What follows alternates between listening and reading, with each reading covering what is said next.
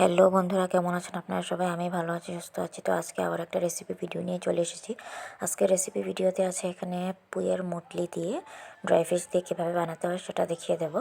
তো এখানে আগে দিয়ে দিলাম, এখানে কেটে নিলাম আগে পুঁইয়ের মুটলি, পেঁয়াজ আছে, আছে বেগুন আর আছে সিম। তো এগুলো আগে তেলে দিয়ে দিলাম।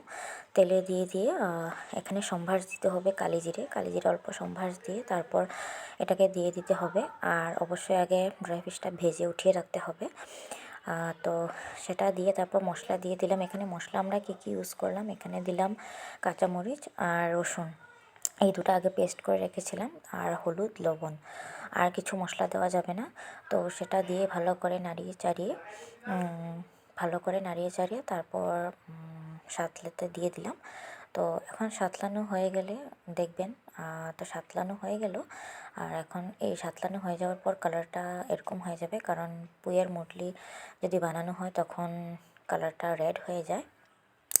তো এখন এখানে দিয়ে দেব জল অ্যাড করে দেব। আর জলটা যে দেবো সেটা পরিমাণ মতো দিতে হবে। আমরা এখানে মিক্সি গ্রাইন্ডারে একটা দিয়ে তারপর আরেকটা দিলাম।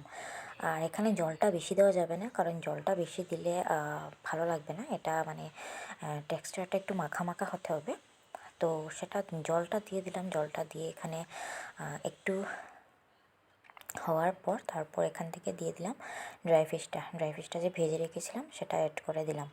তো ড্রাই ফিশটা দিয়ে এখানে ভালো করে নাড়িয়ে চাড়িয়ে দিলাম।